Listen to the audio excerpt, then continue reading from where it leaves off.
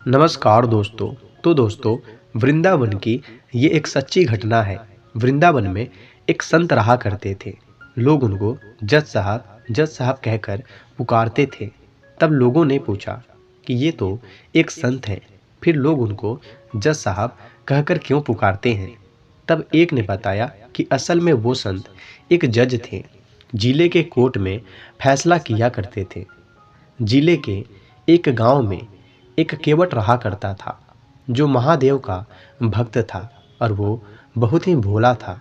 वो शिव मंदिर जाकर प्रभु की सेवा करता था। एक दिन की बात है, केवट को उसके पिताजी ने बुलाया और कहा कि बेटा, तुम्हारी बहन अब बड़ी हो गई है, कुछ महीने में उसकी शादी करनी है। पैसों की ज़रूरत आन पड़ी है। तुम जाकर जमींदार से कुछ पैसे उधार ले आओ और उस पैसों से तुम्हारी बहन की शादी कर देंगे। फिर बाद में उनको ब्याज सहित लौटा देंगे। तुम जल्दी जाकर पैसे ले आओ। केवट फिर उस जमींदार के पास जाकर कुछ पैसे उधार ले आया और वो पैसे अपने पिताजी को दे दिए। कुछ महीने में केवट के बहन की शादी बड़ी धूमधाम से हो गई। शादी के बाद केवट शहर गया। कुछ सालों में उसने खूब सारे पैसे कमाए और फिर वो अपने गांव वापस आ गया। एक दिन पिताजी को बोला कि पिताजी, ये पैसे ले लो और जमींदार के सारे पैसे वापस लौटा दो।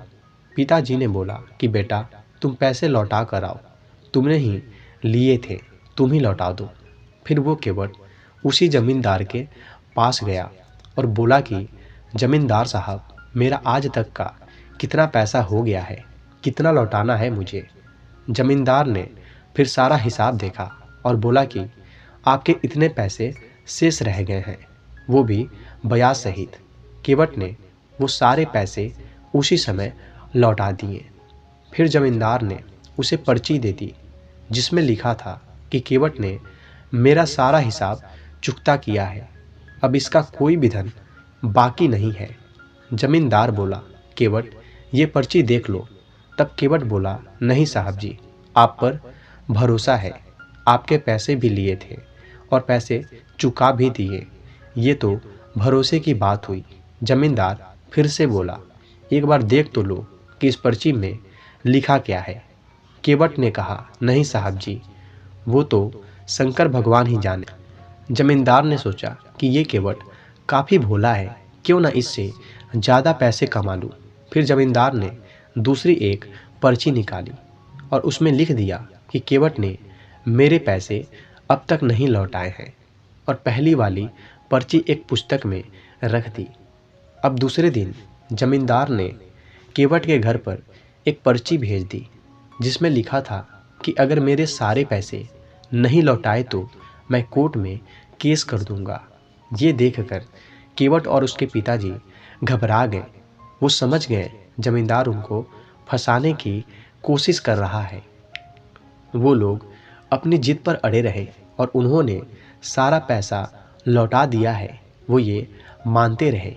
कुछ दिन बाद जमींदार ने केवट के ऊपर जिले के कोर्ट में केस कर दिया। कुछ दिन बाद केवट को कोर्ट से बुलावा आ गया। अब तो केवट को कोर्ट में हाजिर होना ही था। वो दिन आ गया जब केवट को कोर्ट में हाजिर होना था। केवट पहले शिव के मंदिर में गया और वहाँ से कोर्ट गया। कोर्ट में उसको जज साहब ने पूछा कि केवट, तुमने जमींदार के पैसे क्यों नहीं लौटाए हैं। तब केवट बोला, जज साहब, मैंने सारे पैसे लौटा दिए हैं, ये जमींदार झूठ बोल रहा है।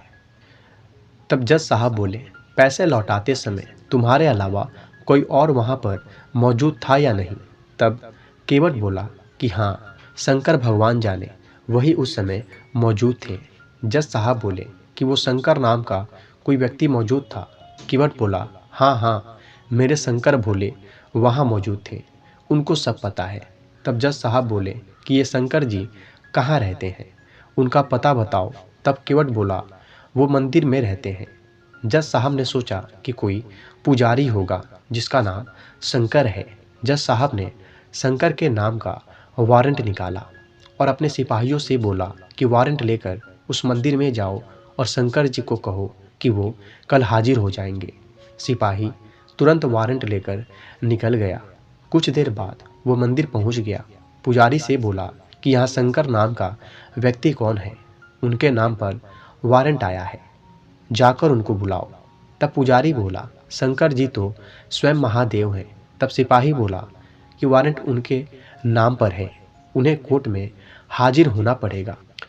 फिर पुजारी ने वारंट लिया और शिव जी के चरणों में रख दिया और बोला, हे प्रभु, आज तक आपके चरणों में कई सारे पकवान, आभूषण, वस्त्र आए, मगर आज पहली बार एक वारंट आया है। प्रभु, अपने भक्त की लाज रखना, उसे बचा लेना। आखिर वो दिन आ ही गया जब प्रभु को कोर्ट आना था, वो भी गवाही देने। केवट सवेरे सवेरे मंदिर गया, प्रभु के दर्शन किए और बोला, शंकर जी, आपको पता है ना, आज आपको कोर्ट में आना है गवाही देने, मैं आपका इंतज़ार करूँगा। फिर केवट कोर्ट चला गया। जज साहब आए, सिपाही आए, सब आए। फिर सिपाही से जज साहब ने कहा, बोलो कि शंकर जी कहाँ हैं? तब सिपाही बोला, शंकर जी हाजिर हो। तब सिपाही के पुकारने पर शंकर जी हाजिर हो। 2-3 बार सिपाही के पुकारने के बाद चौथी बार शंकर जी हाजिर हो गए। तब एक बुजुर्ग व्यक्ति कोर्ट में आया। वो बुजुर्ग धीरे धीरे चलकर आ रहा था।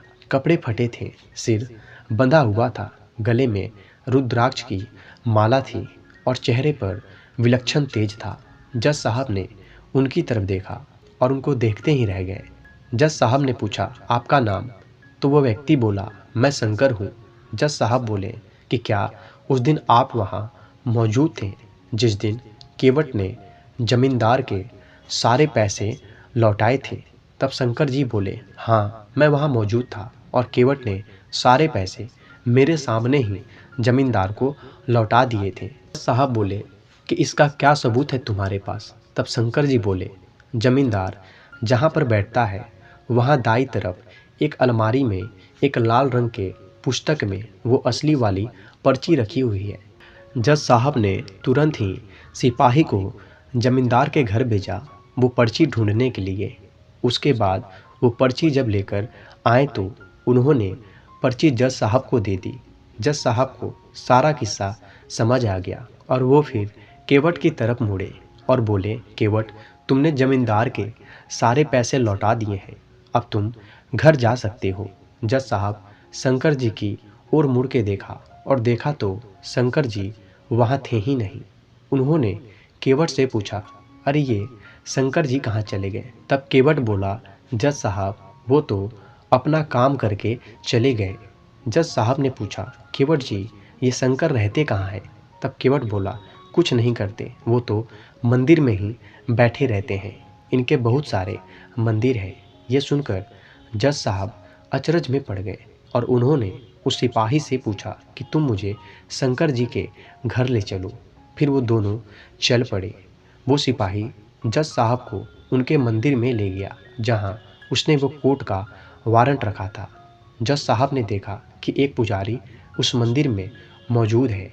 उन्होंने उससे पूछा कि ये शंकर जी कहाँ हैं? अब पुजारी बोला कि साहब, सामने आपको दिख रहे हैं ना, वही शिव शंभू भोलेनाथ है। जज साहब ने देखा तो वो सदमे में आ गए। देखा कि वो मूर्ति उस बुजुर्ग व्यक्ति की तरह दिख रही है जो आज आया था। ये देखकर जज साहब रोने लगे और रोते रोते अपने कोर्ट में आ गए और अपने आप को एक कमरे में बंद कर लिया। दूसरे दिन जज साहब ने अपना इस्तीफ़ा दिया और उनसे पूछा गया तो वो बोले कि जिसकी अदालत में एक दिन सबको जाना है, वो पालनहार आज मेरी अदालत में आए थे और मैं बैठा रहा, वो खड़े थे, मैंने बहुत बड़ी भूल कर दी, उनको पहचान तक नहीं पाया। तो दोस्तों, लोगों के जीवन का फैसला करने वाले को ही आज मैं फैसला सुना रहा था। दोस्तों, प्रभु की लीला अपरंपार है। जय भोलेनाथ, हर हर महादेव।